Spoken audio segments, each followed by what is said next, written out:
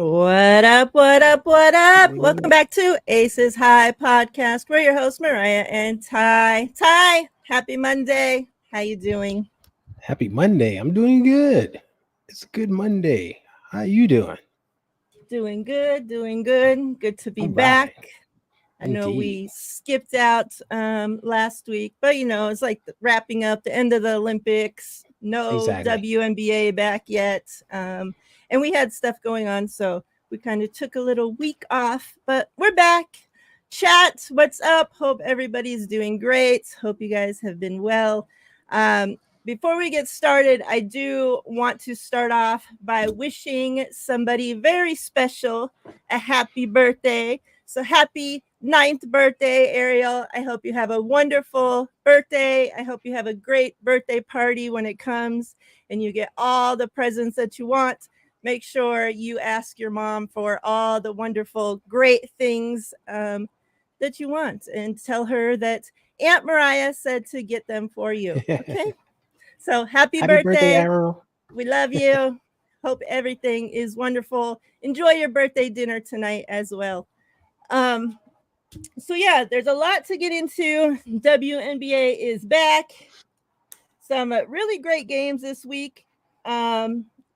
A bunch of movement in the league. We've had people leaving teams, going to new teams. The big trade that happened before we went on break with the Sky trading away Marina, which she's finally got to play now with her new team, and vice versa, obviously, with the pieces that were traded to the Sky.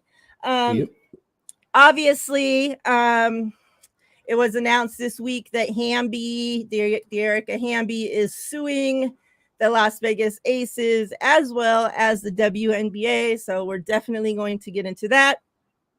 And yeah, let's start. Let's start.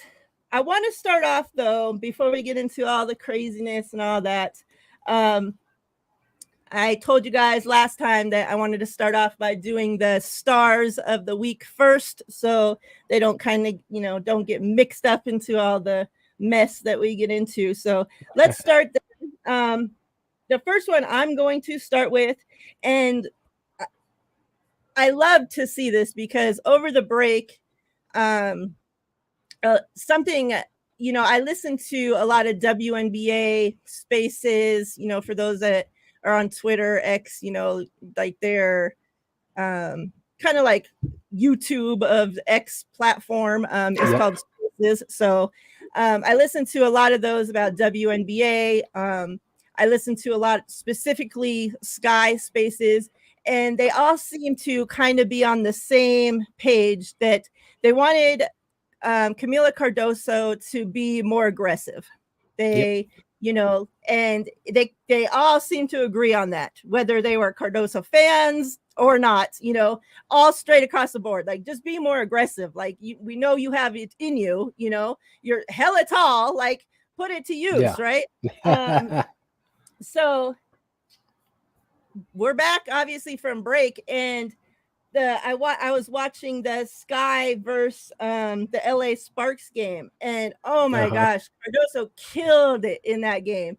And the number one thing I saw is that she was being aggressive. Like, she wasn't being scared, like she was just like I swear, for being as big as she is, it would be like games I would watch. It's like she would be scared to get in the paint, and it's like, what are you doing? Like, you should be living in the paint, especially with Angel Reese, like that's supposed to be your guys' thing, like, the two towers. You're supposed to own the paint. Come on. And like, man, she was aggressive. She had career night in points, in rebounds. She ended the game with 15 points, 14 rebounds, 2 blocks, 3 assists. Like, she was just doing everything. And I think Sky fans, WNBA fans, Cardoso fans would all be extremely happy if they got that Cardoso every night. Like, like that. For sure. You don't have to be out there scoring 25 points or whatever, but to put up 15 points and 14 boards, like, that's what you want to see from her. Yeah. And then she was in there with the blocks too, like 2 blocks. Like that's what Being a rim like defender. we need to Yeah. see that, right? So that's who I'm starting off the stars with is Cardoso. Be aggressive, girl. You got it. We love to see it. We know you can do it, and you just showed the world that you can do it. So as soon as we can see that consistently, man, it's going to be a great thing they got going over there in Chicago. Yeah. I'll throw it over to you. Yeah. Just real quick, I like that pick because and when you're thinking of Camilla, you would think she's just a walking double double. Like like we talk about Angel Reese getting all these double doubles.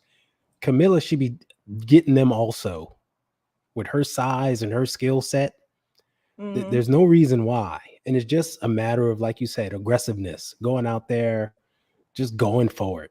And it's good to see. Hopefully, this is what we see for the continuation of the season. She's one of those young, bright stars out there that you want to see do well. You just want to see her doing well. With that said, I'm going to go the opposite way and highlight one of the OGs, and that's Tina Charles of the Atlanta Dream. Seems like Tina's been in the league forever. She's just one of those players, right? And she's still chugging along, still doing her thing. Had a game earlier in the week versus Seattle where she had 16 points, 7 rebounds, and helped the Dream beat the Storm. Great way to start off the comeback from the break. And then the next game they played the Connecticut Sun. And you know what the Sun bring to the table. They're rough and tough and they're going to battle you.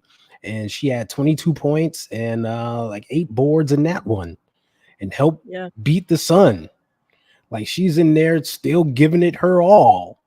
And it's like, okay, Tina, I see you. I recognize what you're doing.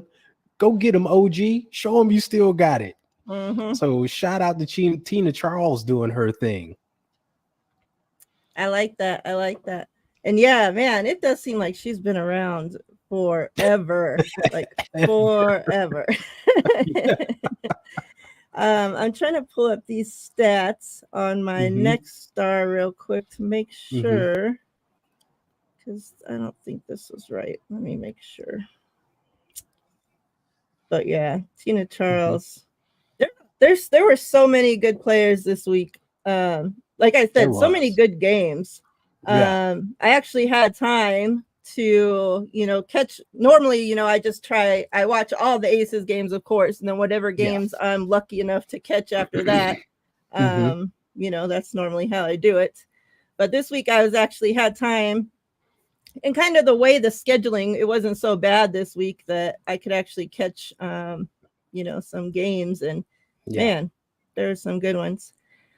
All right, so I thought I saved this, but my next star anyway is going to be, and I know being on a team, obviously with Caitlin Clark, she doesn't, it's hard for anybody else to get their shine when you're on the team with somebody like that, right? And it's even harder for people to get their shine when your coach refuses to play you.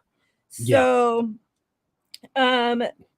this week we got to see finally Lexi Hole get some playing time, and she responded with 6 threes, 22 points, career high. Obviously, she got to play 20 minutes, and had 22 points. Yep. How about those apples? And man, like people been banging the table, like, what are you doing? Like, let us see this girl. Get us some, like if you're not going to use her, give her to somebody that's going to use her, because she's wasting away there on the freaking bench. And yeah, man, 6 3-pointers. Like she was hot. She could not miss. So, and it's hard to be somebody, to be a bench player, period, that hardly gets used. And you have to just stay hot and ready and just wait for your number to get called. And some nights it might not get called at all. So you're just sitting there ready, waiting for freaking nothing. Right. And so I always, I love the bench players And Sid for the Aces is another one that reminds me of this, that Yep. it'll be so many games in between of us ever getting to see her. And yet when the Aces need that spark, who do they call? They call Sid. And she just sat on the bench for the last 6 games, but all of a sudden she has to Yeah. be ready to go in there at the freaking drop of a dime Yep. and perform, right? And she does it. And so shout out to Lexi, because that's the same thing. She's on obviously that team. Her coach is you guys know how I feel about her coach. And so she doesn't get playing time. She finally gets put in there, and she responded the best way you could possibly respond. So yeah, this stars to you, Lexi. Yeah. Just shout out to Lexi. One of the biggest head scratchers from the beginning of the season. Like, why isn't she playing? She's a great defender and she has an outside shot. Like, yeah. Yeah. Man, yeah, talk about their coach. Like, what are you doing? You got this great player sitting on a bench. Just give her some time. Oh man, yeah. Kudos to her for doing her thing. Um, my next one, I got to go with Sabrina Ionescu of those darn Liberty. Shout out to the Liberty. But she's coming off the break and she's playing some very good basketball. Um, she gets outshined by Brianna sometimes and Jonquel doing her thing, but Sabrina's been doing her thing. She had games of starting off their first 2 games were on the road, of course, versus the Sparks and then the Aces. And she responded with 18 and 23 respectively. Mm-hmm. Um, she's distributing the ball, 6 assists, 3 assists, and she's also hitting the boards, 6 and 4. She's having a great all around game right now, which is helping the Liberty just lead the entire league and everything. And they've already clinched a playoff spot. Crazy. I Crazy. know, crazy. It's Halfway through the insane. season. Yeah. So, shout out to Sabrina for doing her thing. Got to give her flowers. Yeah, y'all know I don't want to give nobody flowers up over I know. there in New York, but shout out to her. Um, my next one is going to be Angel Reese. And, Hmm. one game this week against LA, she wasn't having a great shooting night. And a lot of people, when you're having that kind of night, you start throwing tantrums. They're pissed off. They're over on the bench being a downer and all this shit. But Uh-huh. um Angel Reese responded by locking up one of the top scorers in Hamby. um Hamby ended up with 7 points on the night, 2 for 8 from shooting. And those 7 points weren't even when Angel was guarding her. So Hmm. really, Angel really put the clamps on Hamby.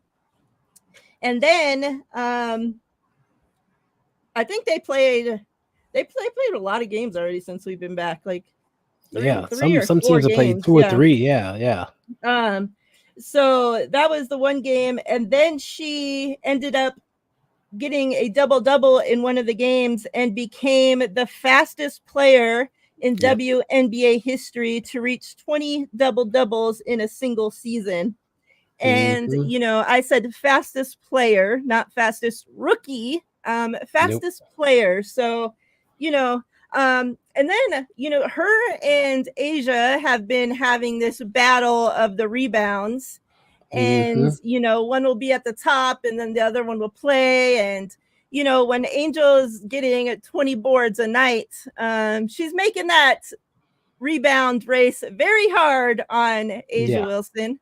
And for somebody to be, it's like those two at the top of the rebound list, and then a big gap to Yep. everybody else.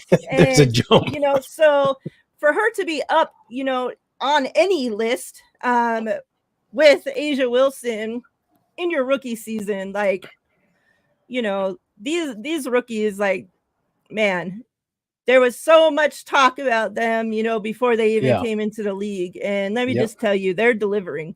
They're living up to the And hype for they are, sure. and then real quick, just to throw it out there, Caitlin Clark too, on the other side, man, she's come Mm-hmm. back from this break and just been balling like the Mm-hmm. Fever all together. Yeah. They're kicking ass like since we got back from break.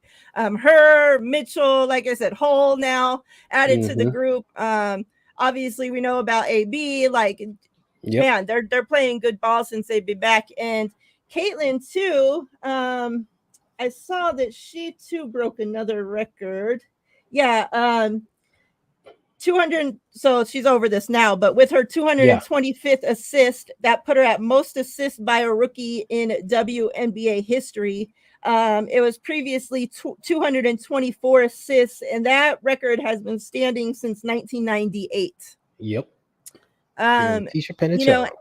and there's definitely something I've noticed, specifically with Caitlin Clark and Angel Reese, is the records that they're both have been breaking all season long. Those records have been standing for years and years and years Yeah. and years. Yeah. So, it's not like, oh, what they're coming in and doing, we see this every year and they're just breaking a record that's been there since last year, and every single rookie Yeah. class breaks it. Like, Yep. this is records that have been in these books for a long time. Like, we've seen some, I mean, Candace Parker for one. Like, we've seen some amazing women come into this That, league and have that's the great key. rookie seasons. Great That's the rookie key. seasons. Yep. And Just yet, real quick, just I don't mean to cut you off, but we got to no, point that out real quick. These records were set by legends, right? We're talking Candace Parker, Tisha Penicheiro. These are legends of this game, great players, and they're breaking these records. yeah. So that's an amazing accomplishment what they're doing. Go ahead. And to think, like, if and this is what you hope for them, right? That they can keep on this trajectory going up. This is the worst we're gonna see them. Yeah. This is the worst that we will see Angel Reese and Caitlin Clark if Yep. they keep moving on Yep. up how we think they will be. Exactly. They're taking their freshmen, That's their not scary and freshmen, crazy. their rookie lumps right now. They're just going to get better and better as they continue to go on. And we see how they work outside of like the game, right? They actually work on their craft. They're just going to continue to get better. Yeah. So yeah, Amazing. the league is in good hands. Like, It is. we're not worried about them. But yeah, kudos to them. They're doing amazing things. Yep. You have anybody else, or? Yeah, I got one more for you. I got to give All her right. some shine, and that is the gold mamba herself, Jewel Lloyd. Um, Very quiet, and people know her, but they don't really focus on her because she plays out in Seattle, and they're an okay team, but not. But since Sue Bird retired, they're not really in the Mhm. spotlight, and they had a terrible season last year. But she's coming back from the Olympic break, also playing very well. 2 games, she's hit 21 and 26 points, leading that team. Well, they've lost both games, but they've been battles. The Storm still have some things to work out, but she has been the bright shining spot on that team. So shout out to Jewel for just continuing to do her thing.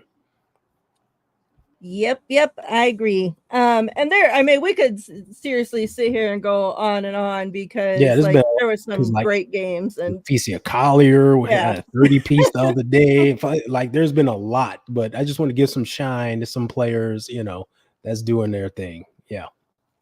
Kind of going under the Um, radar a bit. yeah. All right, so let's kind of get into this Aces Hamby situation.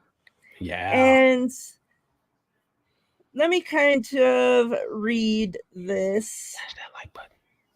So, a couple of things, some things that came out with this lawsuit are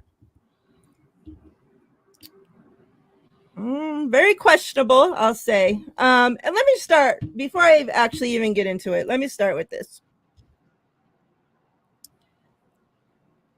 I hate that the Aces are involved in this. Okay. Mm-hmm. And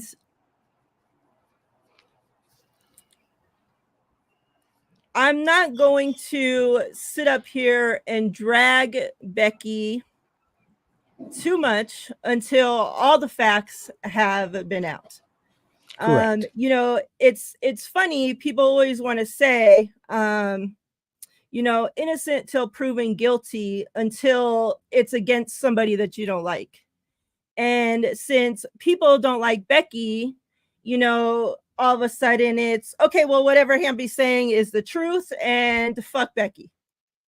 Well, okay, that ain't me. So um I will say, and I've told Ty this, you know, I talked to my wife in length about this. This is something that needed to happen.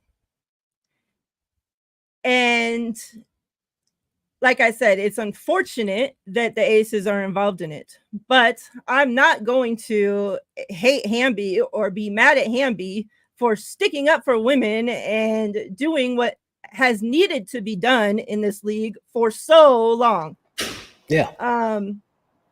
You know, we've watched other WNBA players go through similar things, and you know, there's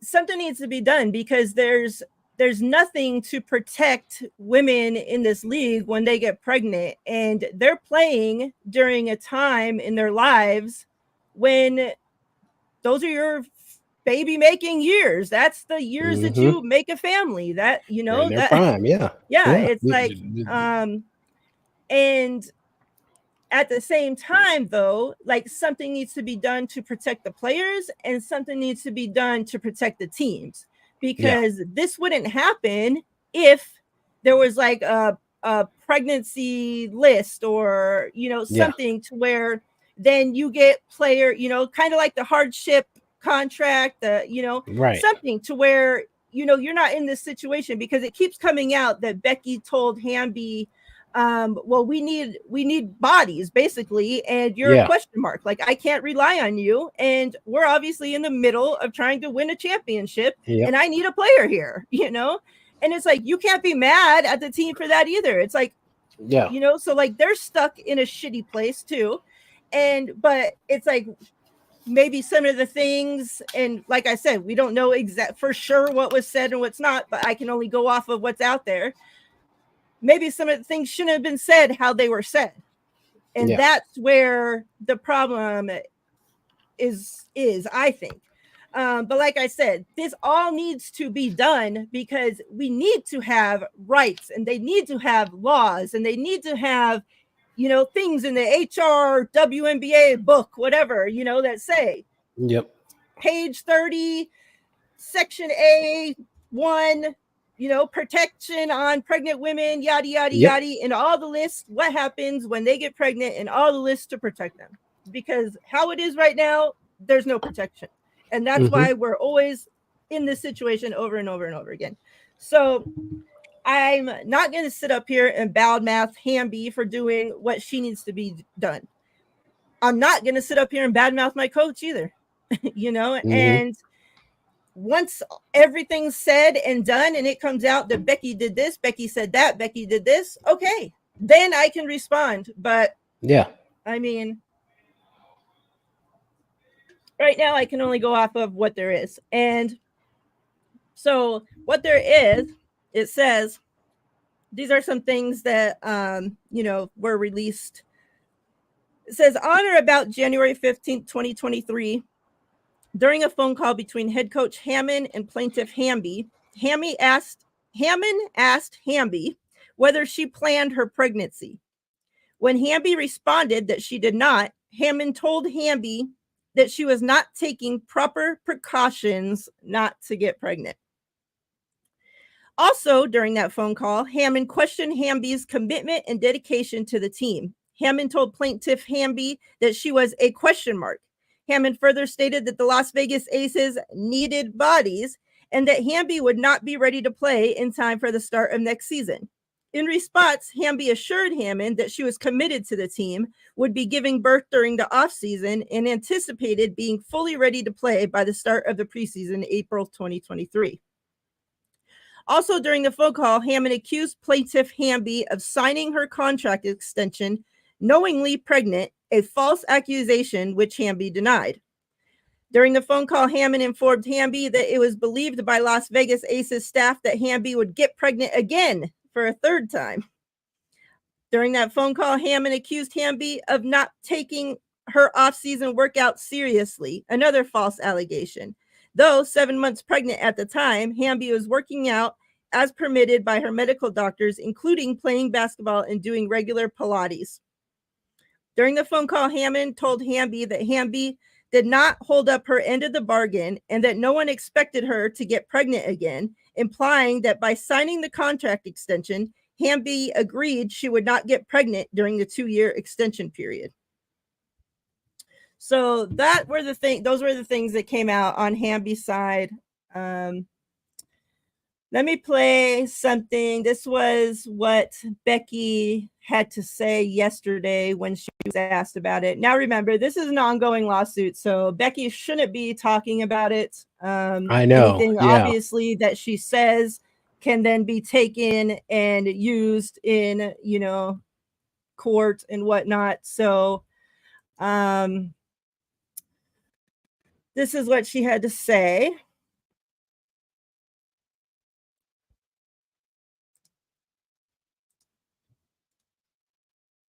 Okay.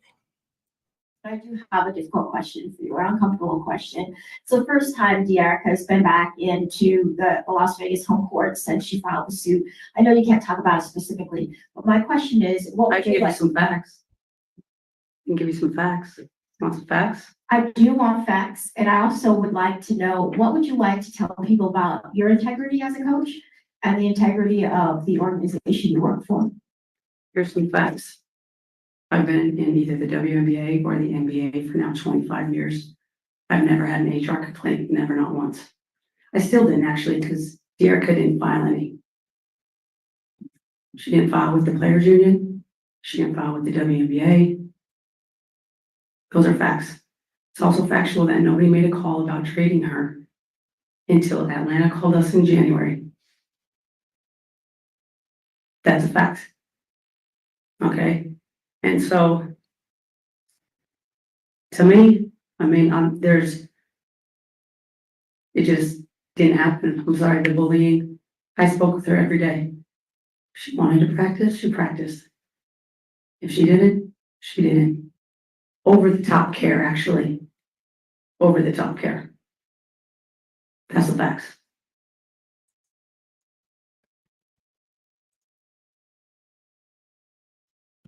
So, as you heard, Becky obviously denies what's been said.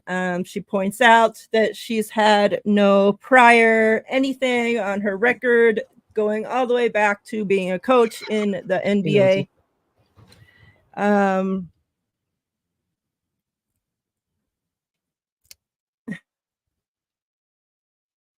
I kind of, just as taking like the WNBA out of it, just like real life scenario, I'm thinking if I'm working somewhere and I'm being bullied,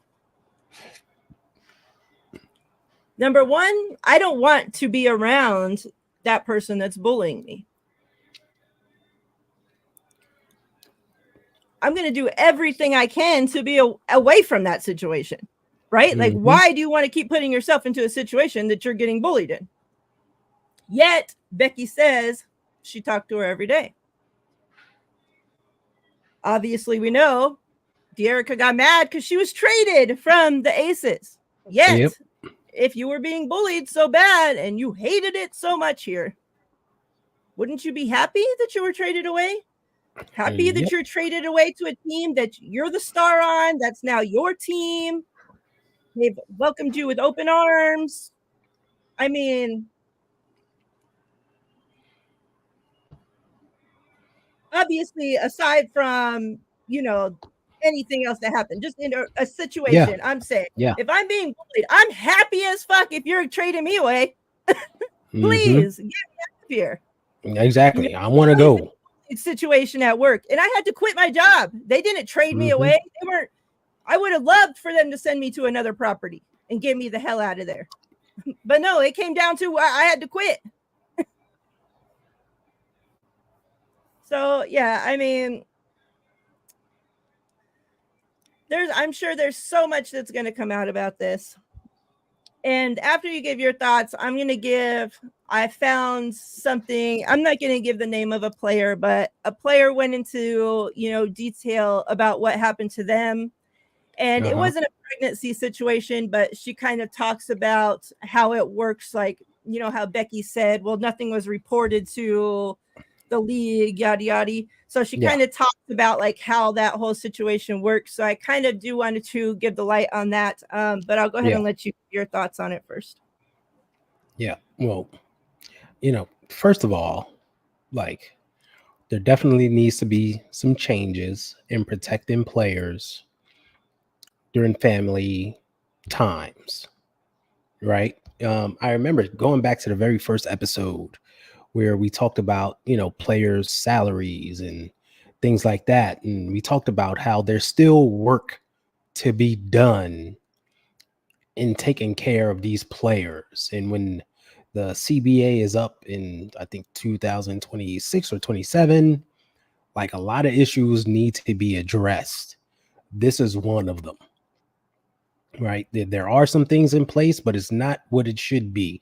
And you would think for a league that's full of women, run by women, these things would be there. But remember, that wasn't always the case.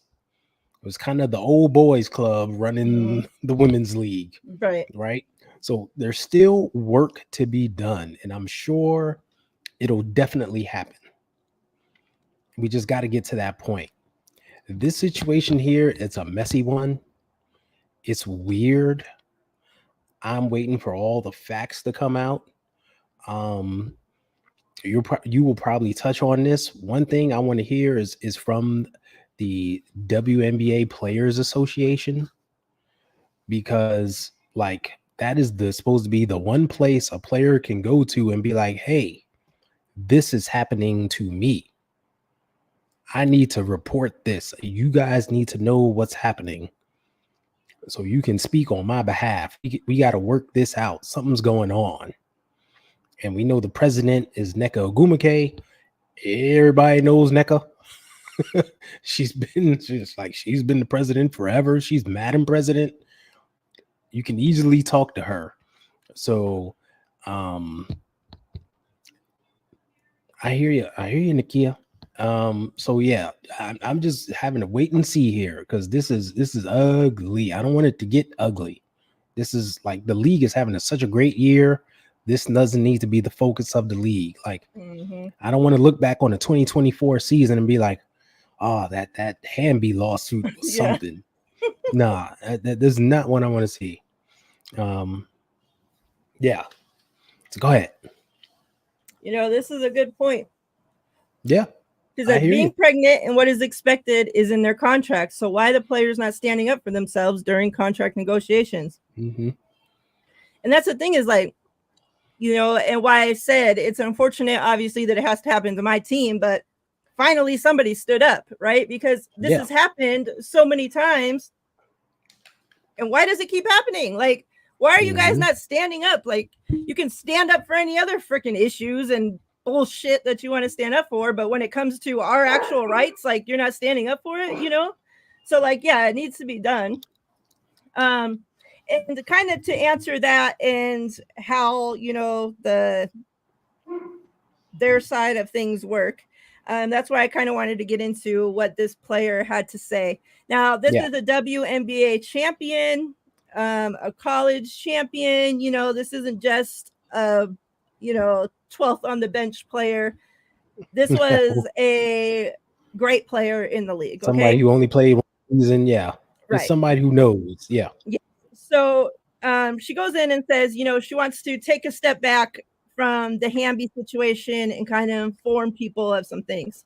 So she says, now, stick with me because this is, a few tweets long. She says, I'm going to say this as someone who is moments away from suing the league and team myself. The team did something illegal federally and breached my contract. And when they realized I knew it was illegal, they panicked and tried to course correct. When I went to the union about it, they suggested I settle with the team, not because what they did wasn't illegal or what they weren't or that they weren't admittedly breaching my contract, but because in the history of the league, there had never been an arbitration ever. They didn't know what would happen because it hadn't happened before. They were literally scared because the process was unknown. And these were the so-called people that were supposed to protect me. And what's even worse is if you do anything through the league against a team, you have to use the WNBA council. You can't hire your own. And as I'm sure you guessed, let me see, what's this? And as I'm sure you guessed,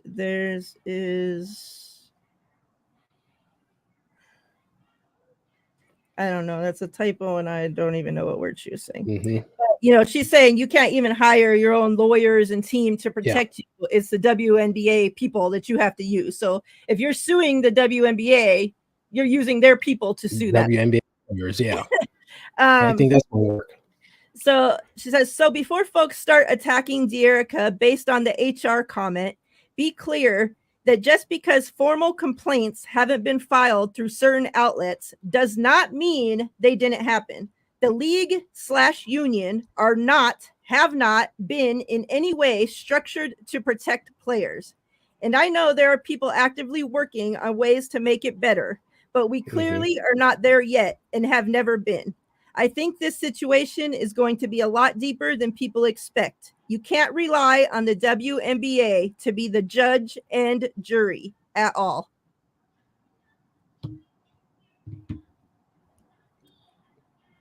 So,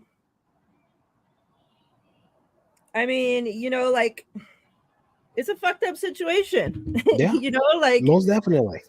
And that's how I felt too. Obviously, it's not the WNBA, it's a casino in Las Vegas, but I would come home and talk about human rights. Oh, my wife this so many times. The only place I have to go to tell on my boss is to people that work hand in hand with my boss every day. Yeah. So I'm going to tell on my boss to his friends. How do you think that works out for somebody? It's a shitty situation.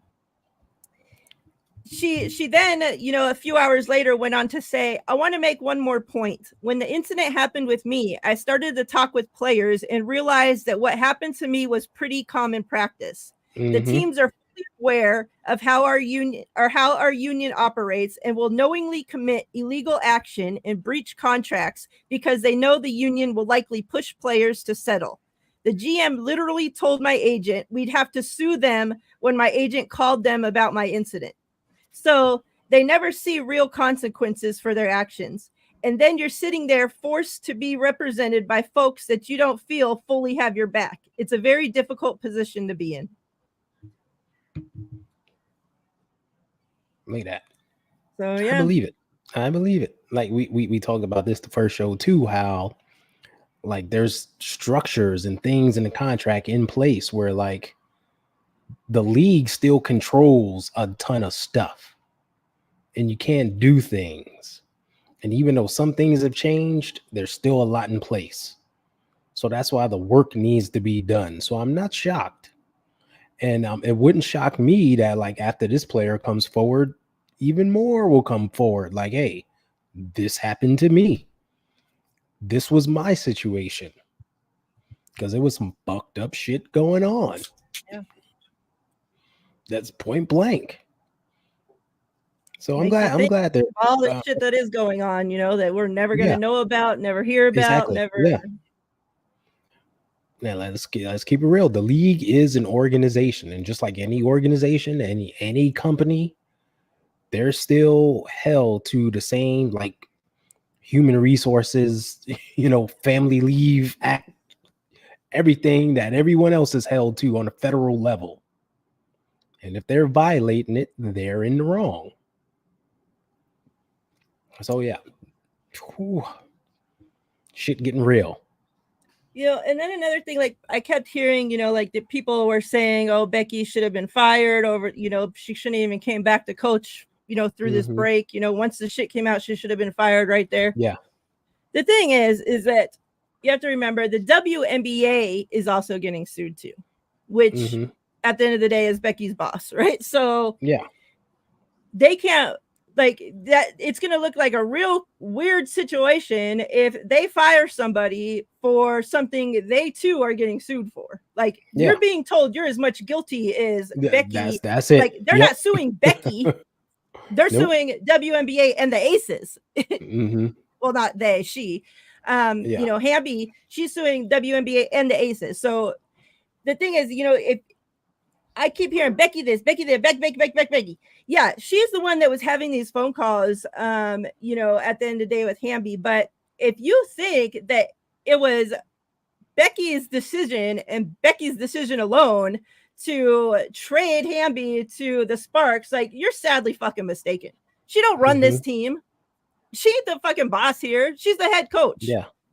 She has bosses. She has a GM of her they're probably just as much guilty, if not more, than what you guys are saying Becky is.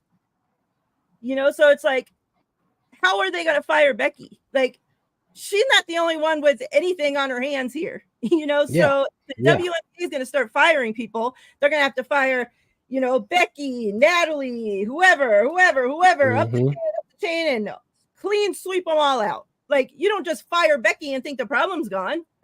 Like, this ain't just a Becky incident, and the WNBA is going to start firing people. They got to start firing their own selves. Like, you can't fucking, like, they got to look in the mirror.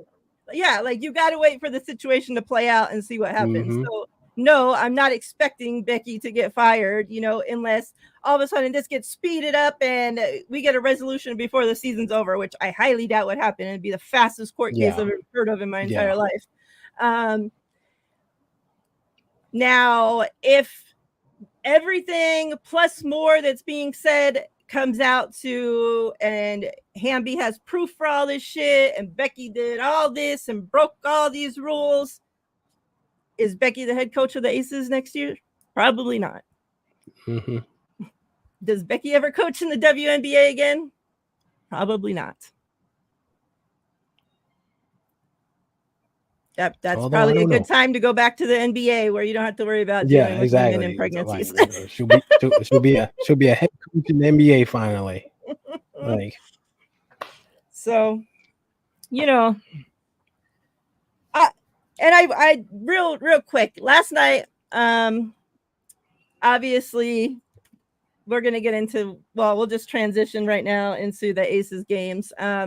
Last night, the Aces played the Sparks, which, Hamby, obviously that's her team. So she has to return to Vegas right after all this is announced. And as you can guess, Vegas didn't take too kindly to that. I don't know if people thought that they were going to just welcome her back with open arms after she's suing the team. Like I said, she's not just suing our head coach and people think we're just sticking up for the head coach. Like, you're suing our entire organization, the entire Las Vegas Aces organization. So if you think that you're going to walk into Las Vegas and be welcomed with open arms and cheers, come on. Now, did Las Vegas need to boo her every single time the ball got into her hands? Probably not. Well, hold on. They didn't boo her every time. And it wasn't the entire arena. It was, you can tell it was just a small pocket of fans that booed her. And they didn't start booing until like late in the first quarter when they were making a little run. It was after she hit a 3, and then they booed her a little. And then they didn't boo her again till late in like the second quarter, where they went on like a 9-1 run at one point. and she scored. I think she scored like 5 points in a row, and they started to boo her a little bit, but it wasn't every time. So it was more basketball related to me from what I felt, because she did touch the ball a lot in the first quarter, and you didn't hear a peep. And it wasn't until she scored and they started, because the Aces were like in control, but of course the freaking Sparks got to be the freaking Sparks and go on these little mini runs. And then it was like, all right, we done lost 2 straight to them. Let's cut the shit. Fans were really fed up with losing to them, and so were the Aces, and we can talk about that more later. But I think the Hamby booing thing was more basketball related, to be honest with you. And then it, like, right before the game, it, people were putting out pictures that there were 4 fans in the stands that were holding signs, like, thank you, Hamby, we love Hamby, yada yada yada. And then I saw somebody post later after the game, when Hamby went to go give her, daughter, that's where people are up in arms. Oh, Vegas is piece of shit because they're booing Hamby while her daughter's in the stands. Well, you're the one that brought your daughter to the game, knowing everything that's going on. Like, but when she went to go hug her daughter, the people that were holding the signs were down there with her daughter. So it would appear as though the 4 fans that had Hamby's back in Vegas are really her family. But hey, you gotta act like you got support where you got support. So before we get into that game though, because a lot, every lot happened in that game, and players were pissed off, and part of it had to do, obviously, with losing 2 straight to the Sparks. But part had to do with losing to New York Liberty the night before. Just the day before, yep. Yeah, we did have back-to-back games. So let's get into that Liberty game real quick. Obviously, Aces dropped the game to the number 1 Liberty, 67-79. This game, I don't know. The Aces, Asia talked after the game and said, like, they didn't want it, that the want factor wasn't there. She said, that it's a mindset, and that she starts with her, has to come in more focused, and that she needs to hold the team accountable for playing how they're playing. And we'll get into obviously the next game, but it looks like probably some words were said after this game. And, by the way Asia was playing and acting last night, she was acting like she was pretty pissed off. So, Becky also spoke after this game and said, to be a great game and to be a great team, you have to play unselfish basketball. And she talks about this all the time. And she said this team right now is very selfish, that as soon as something starts going wrong or they get down by a few points, it goes from team basketball to I'm basketball, and I'm going to do whatever I can to try to get this team to the win. And, you can't win like that. She said that, you're having players stand there and dribble the basketball for 20 dribbles straight, and you can't win when you're playing like that. Like, you have to get the ball moving. Like, the ball needs to be moving, and you're having people stand there and act like they're staring off into space and just dribbling around. Like, and literally as Becky is saying that in the press conference, like, I'm picturing back to the game, and I'm like, that's exactly what was happening. Like, there was times where I'm thinking, like, did Chelsea Gray hit her head on the way back from the Olympics? Like, what the hell is going on? And it's already, I keep wanting the point guard, like, I keep wanting to give her time. Obviously, we know she's back from injury, all this, but she's like 10 steps slower behind than like what she needs to be. And some games, especially when you're playing a team that's fast paced, like, she just can't keep up, and I'm going back to the same thing that happens with Plum. You Becky needs to get these players out of there sooner. Like, if you're seeing that this is freaking happening, and we're in a hole of fucking down 15 points, like, stop just keeping your friends on the court. Like, I hate this shit, you know? Like, you know, I don't know if Chelsea came back too fast. I don't know if that, like, I'm starting to think that the injury she had was an Achilles, because that's the only thing that I can think that it's taken you so long to come back from. The way you're running, the way you're moving, it's the speed's gone. And but she wasn't that quick to begin with. Exactly. Then you have a lower leg injury that makes you slower, and you're a year older. Like, she's 32. She's not one of these rookies we're talking about here. Yeah. Like, she's a knock-kneed 32-year-old veteran with lower leg injury. Mm-hmm. Shit adds up. Yeah. And then her shot is not on top of it, you know, so she's a step behind everybody. And then the team, when they know that she can't, her shot's not falling, well, they're doubling, tripling Asia. They're, you know, guarding everybody else, leaving her open, and she can't even hit the shots that she's wide open for. Like, she's airballing shit, like, that we know she can normally hit. And you've had how many games back now, you know? So it's just like, I don't know. I don't know. Between Chelsea and Kelsey, I'm gonna them LCs, I tell you. Well, this is just a bad game. We're talking about just the Liberty game. This was just a bad game for them. And it's weird. It's a bad game for the team. Let's put that out there. The first quarter, they came out like gangbusters. They came out like, okay, we're going to see a battle today. And I think the Aces got something to prove, because they lost the last game they played in Vegas. So it's like, okay, they're going to come out and do something. And at one point, they were up like 8 or 10 points. And they were doing their thing.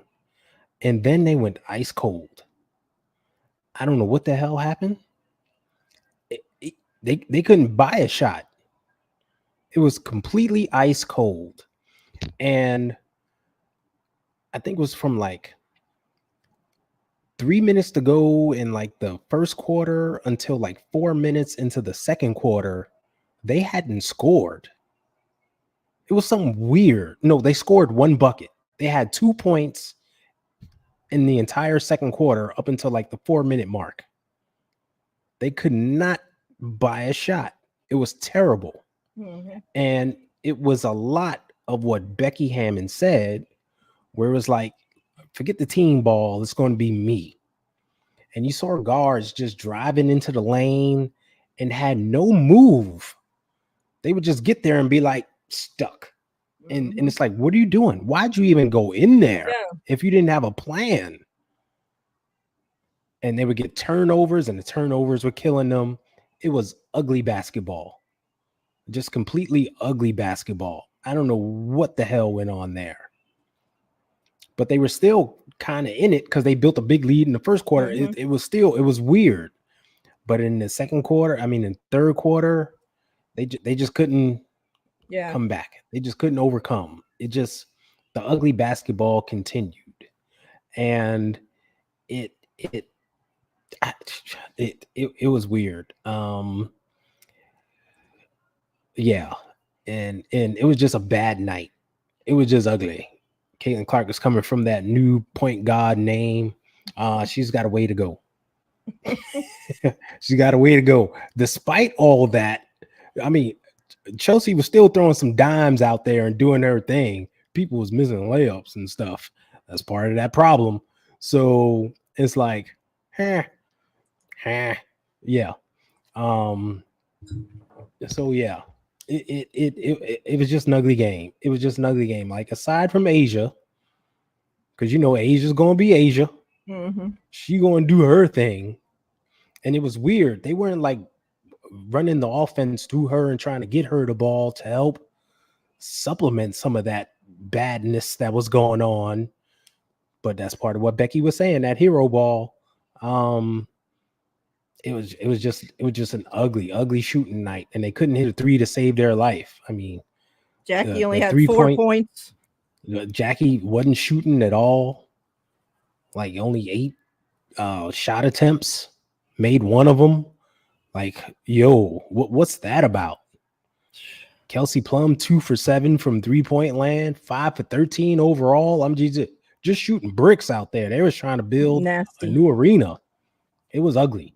That was an ugly game. And New York is good.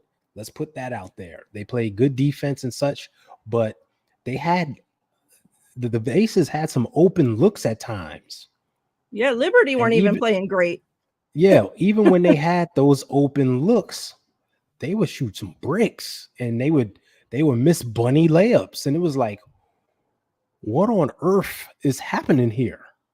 It was just a completely ugly game.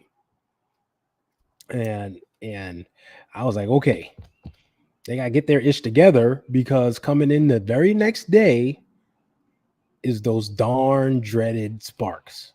And the last time they played a back-to-back game was back in early July, where they played the Mystics and then played the Sparks and lost. And they wound up losing the Sparks in overtime.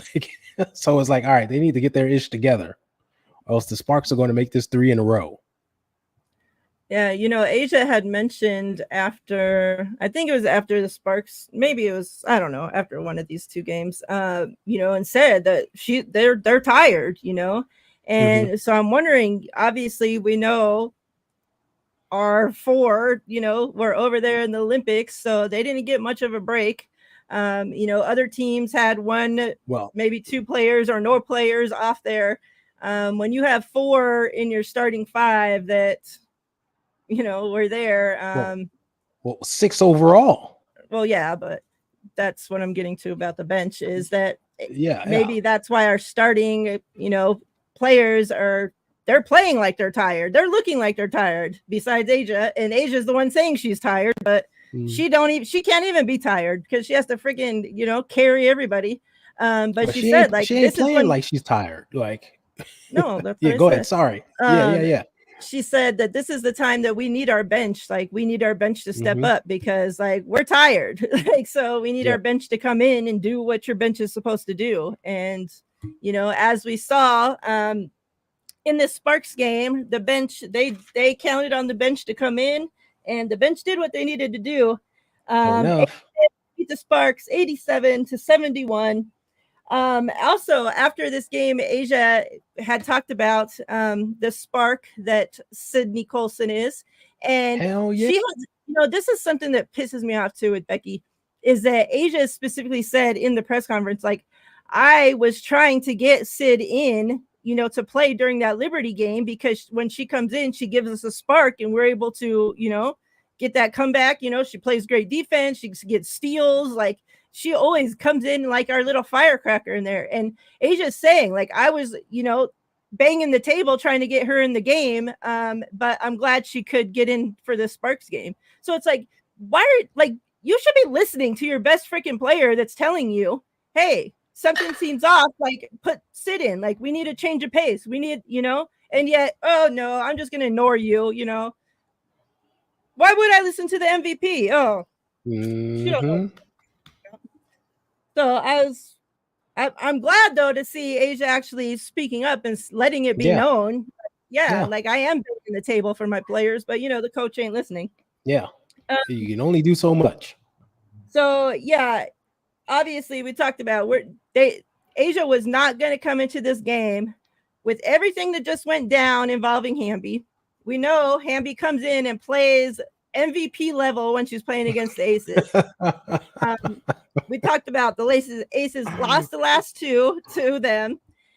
The Sparks only won 6 games, and the Aces are 2 of them. So that shows you there. Crazy. And then you could just tell, like, Asia got a tech, so that shows you already what kind of time she was on. But I could just tell during this game, I'm like, Asia is not going to let us lose this game. Whether she has to claw and dig and fight, she's going to do whatever she possibly can on that floor to not let us lose this game.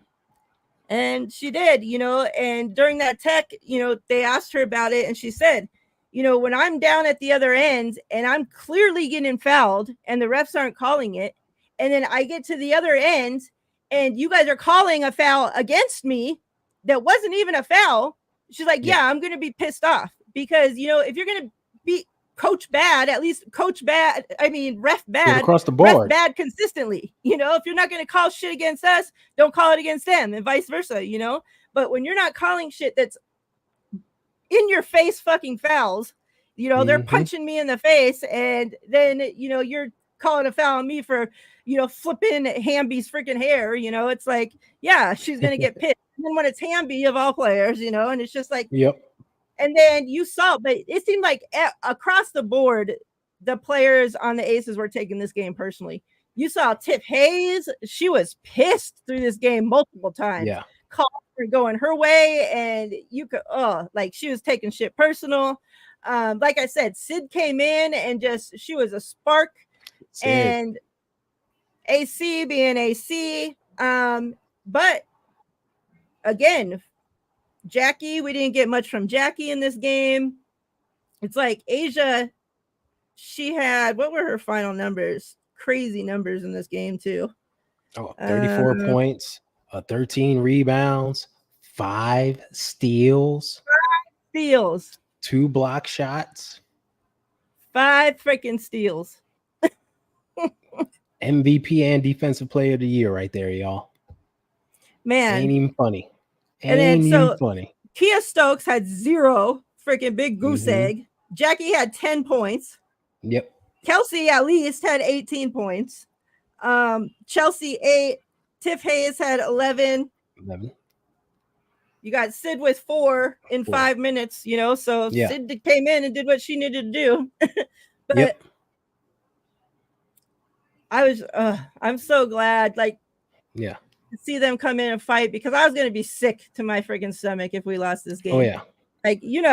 Me and Ty, when we're playing the Sparks, me and him are always going back and forth because we know Hamby coming in, freaking, she wants blood every time she plays the Aces. And that was before this last thing came out, So I just knew she was going to come into this game and do all she could. But, I had put something out and I'm like, whatever Angel did to Hamby the game before, everybody else take notes. Like, Aces, go study every single thing the Angel did to lock Hamby up and fucking do it. Because, why does she have to go off against us? Like, freaking stop her. And what did she end up this game? She ended with, she had a very quiet game. 13 points, 11 rebounds. So, she was not her usual aggressive self and calling for the ball and wanting it like you've seen in the prior games. I don't know if Angel and company wore her down or whatever the other night, but she was not her aggressive self, and she had to work on both ends of the floor. I mean, she always works on both ends of the floor, but they held her in check for her, which is great. The game, I think the Aces just wanted this one. They wanted to bounce back from the Liberty loss, and they did not want to lose 3 in a row to freaking the Sparks, who we know this turned into a little rivalry here. So they came out and did what they had to do. Tip Hayes was very aggressive. She was doing her thing. I love her. I swear. Yeah, loving what she has brought to the table. Addition. Yeah. Asia was Asia. As we said, she was going to put the team on her back and do whatever she needed to do to win. And she did. I mean, no steals, her jumping into the passing lane and taking the ball full court and laying it up. I mean, that's I was like screaming, jumping up and down in my freaking bedroom watching the game. And she didn't do it just once. She did it like 3 times.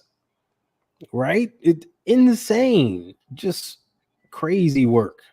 You mentioned how like Sid needed playing time and Asia going to bat for her, and like in the Liberty game, when you see people not doing well, like send them to the bench, get a spark off the bench.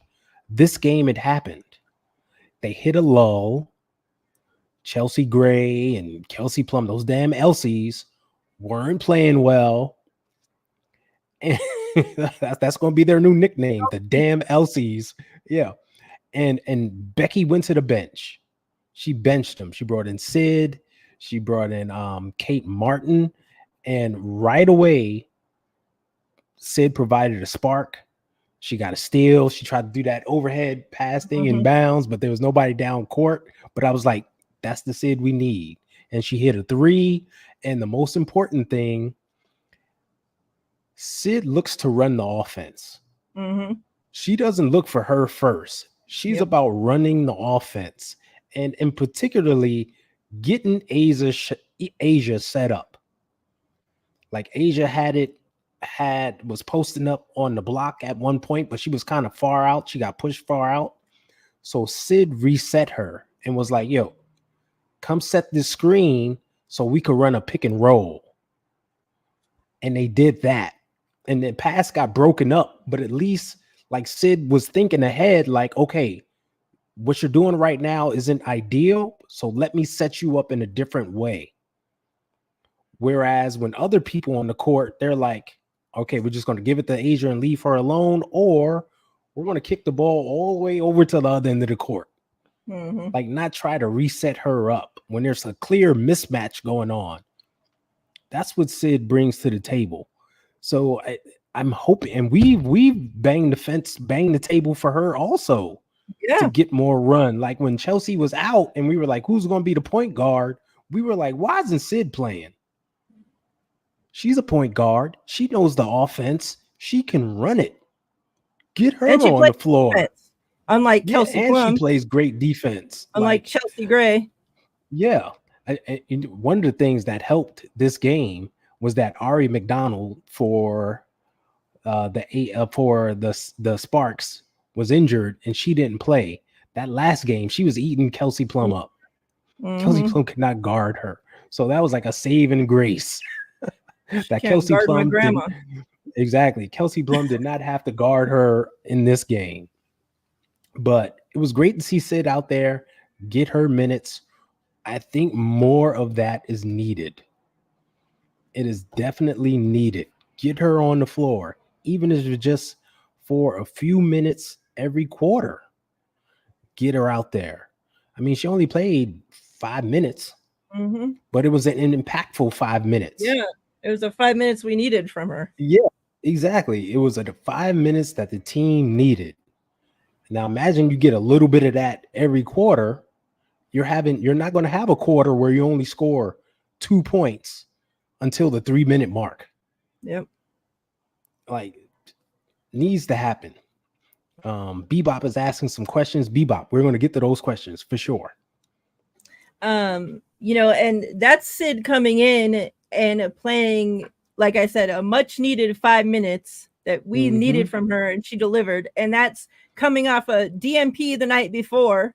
Yeah. And a 2-week freaking Olympic break prior to that. Yep. Who knows if I can't even remember if she played in the game against the Sky that we lost before that, but it's like how long in between she goes without playing, and yet they call her number and there she is.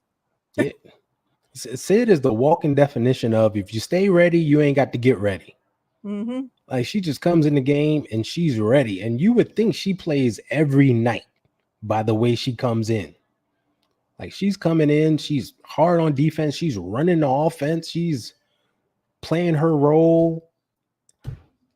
She's a huge head scratcher as to why she doesn't get any minutes on certain nights. Like, put Sid in the fucking game.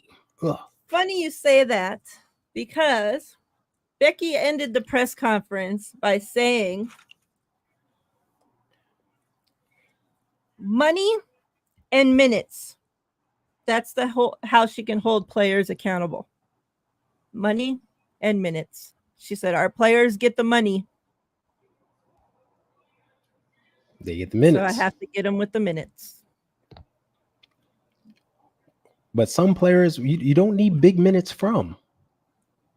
And so Sid maybe she proves just don't that. like Sid. Who knows? Maybe she don't like Sid, but Sid's still on the team after all these years. Like, after these 2 years, I should say. But people it's like, act like Sid's just our hype man. Like that's what they always say. Everybody needs a hype person on their bench. Look at Vegas carries went around with them, but like they don't understand what Sid really does for this team.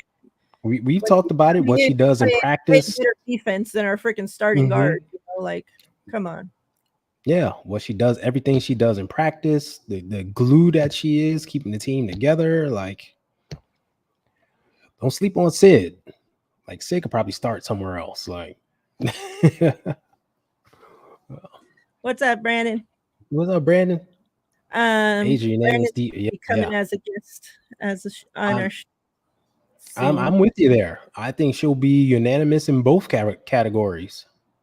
MVP and defensive player of the year. Like what she's doing right now is just insane.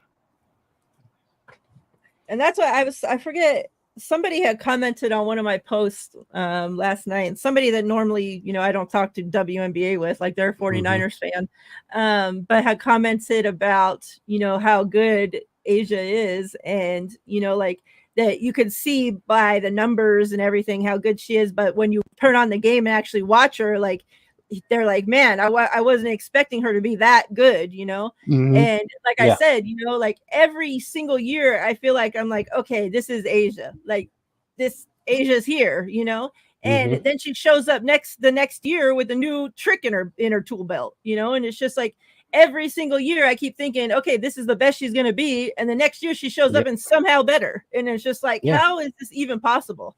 And, you know, like that's somebody that's dedicated, that freaking loves their job, that's trying to be great, that's, you know, she loves what she does and she's trying to be the best, and it shows, you know, like, man, like unbelievable the shit that she does.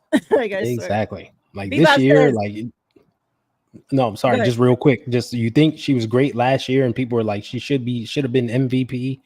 This year she's totally taking it to a new level and you're like, what in the entire fuck is going on here? Yo, Asia Wilson is unreal, and you have to see it to believe it. So yeah, definitely. She said, "Take that 4th place MVP vote and shove it right up your ass." Exactly. Bebop said, "Is Vegas in the playoffs?" So currently, the only team, you know, that's checked the little X next to their name are the Liberty, but you know, like as things stand, I think Vegas. I haven't looked at the standings, but okay, they're 4th. So currently 4th in the standings right now. So if the like season ended today, they would be the 4th seed in the playoffs. And just based on who they are, what they do, there's no way I can't see Vegas not making the playoffs this year. They will be in the playoffs for sure. Yeah, I was gonna say they would have to really fall off like something, because fall off a cliff, like for them not to make the playoffs. So yeah. Then he says, how much those playoff tickets? They get up there. Let me tell you. I know in New York they'd be up there. They be up there in the hundreds. They're up there too. Yeah, just our regular game tickets now are way up there. So yeah, exactly. Playoff tickets even more. Earlier, Bebop asked, "Are the Fever making the playoffs?" Right now, they are the 7th seed. Right, 8 teams make the playoffs. The top 8. Right now, they are the 7th. They have the easiest schedule of any team for the remainder of the season, and they have the most rest for the remainder of the season as well. Like they played yesterday, they don't play again for another 5 days. Dang. Yeah. So, and they're playing very well right now. So I foresee them making the playoffs, at least holding on to that 7th seed, right, to make the playoffs. And anything can happen when you make the playoffs. So we'll see. They're going to be fun to watch down the stretch, though. Yep. Brandon says, Asia is WNBA Tim Duncan. People not naming Aces fans consider her game to be boring. I have heard that a lot. Not necessarily the Tim Duncan thing, but that her game, you know, is boring. Because she's a big. She plays shooting threes, I guess. She does now, so watch out. I know she is coming off screens and shooting threes, people. That's how she's elevated her game. Like, and it's a called play for her. Like she's running Steph Curry moves, coming off screens, shooting a three. It's unreal. Um, but she's a low post player. And as we know, this has turned into a guards league. Well, WNBA has kind of always been a guards league, somewhat. Um, but yeah, the big attraction is people outside shooting threes, right? It's Sabrina Ionescu pulling up from 30. People want to see Caitlin Clark pull up from 30. You know, Arike Agumbawale shooting her wild shots from 35 Mhm. plus. That's the big attraction. That's what people want to see for a player like Asia who can operate on the block and just take people off the dribble and low post moves. They're like, yawn. But it's magic behind that. There's skill behind that. She did like a dream shake yesterday and hit a turnaround J and looked like She missed it, but it would have been nice she if missed made it, but it was like a Kobe move. It was like I was like, yo, Mhm. where'd she get that from? I tell you, she's doing some amazing things this season, man. I said it. I remember it was a game. I think it was the Dallas game earlier this year. I was like, she's playing like a guard and a center mixed. That's how she's expanded her game. I compared her to like Lisa Leslie and somebody else, a guard. I can't remember, but that's what she's doing right now. So her game is not boring. Not this year.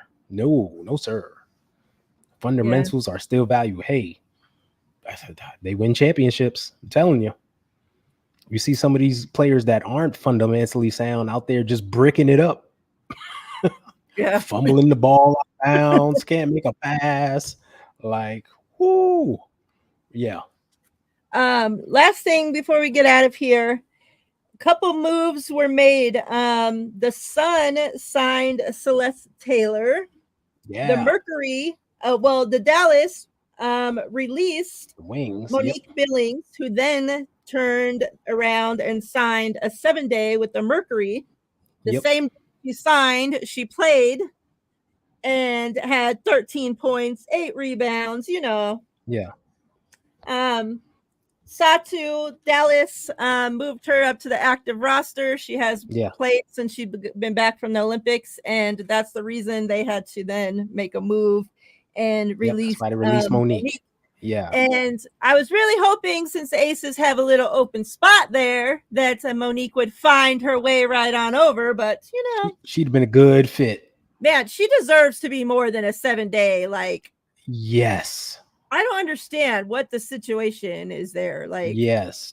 I don't see how teams, not one team, like has a space for a big. If she was on the Aces, that would have been perfect. We talked about this all season long, how they need just one more big that can do things, and she's that person. She'll rebound, she'll run the floor, she'll get your points. She is just a player. And like to be able to spell Asia some and you can put her in, you wouldn't lose a beat. Oh man. Yeah. I'm glad Celeste Taylor got picked up by the Sun. Um, they scooped her up fast. It was like the minute her 7-day contract was up, they was like, oh, sign her. Yep. Get her. I hope that's what we do with with Billings. Exactly. Like that needs to be done. They need to keep as Celeste Taylor has that kind of like a Dejanay Carrington type of game in her, where they need to hold on to her and see if like they can mold her some. And if they could get like 2 Dejanays on the roster, that's a winning combo right there.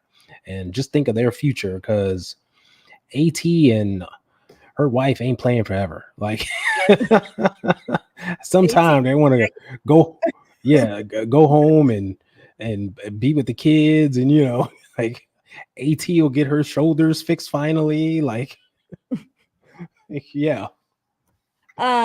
So I'm still, the trade deadline is Tuesday. Do you think any moves are going to get made? I know you think this ain't happening. I'm still holding out hope that by Tuesday, Satu is going to be a member of the Las Vegas Aces. She again was at the Aces Sparks game. That's like the 6th game she's been at in the last 2 months. you know, and if not by Tuesday next season, Satu, she'll be on the Las Vegas Aces. Oh, yeah, I think it'll be next season. Like Dallas let Monique go and brought her on. Well, they're stupid. Like, They don't know why shit. would you do that if you They're weren't flailing going to over keep her? If you weren't going, they are flailing. because Like, they had to activate her. So yeah. So, but you could have activated her and traded her. You could have worked something out. Like, you could have been like, all right, she's not in our long-term plans. Let's do something. Like, right? It's weird. So, yeah, I don't think they'll trade her, but you never know. Weird things happen when the trade deadline comes. Teams get itchy, they get antsy, and they're like, what can we do? What can we do? So it's going to be a fun week to watch. yep. All right. We are out of here. We will be back next Monday, same time, Monday. same place, 6 That's Pacific right. time. Wait, what? Make sure that you go subscribe to Ty's channel. The link is in the description box of this video. Go hit that subscribe. And then me and Ty will be back because guess what, guys? We now have a 49ers show together every Tuesday at 3 Pacific time. So in case you weren't sick of us enough yet, we'll be back Mondays and Tuesdays. You got double us. Them us. darn Niners. Yep. So we appreciate you all for coming through. Chat, Brandon, we appreciate you guys hanging out with us. Yep. Please hit that like button. Tell a friend to tell a friend. And we'll be back. Appreciate you all. Have a wonderful night. We're out of here.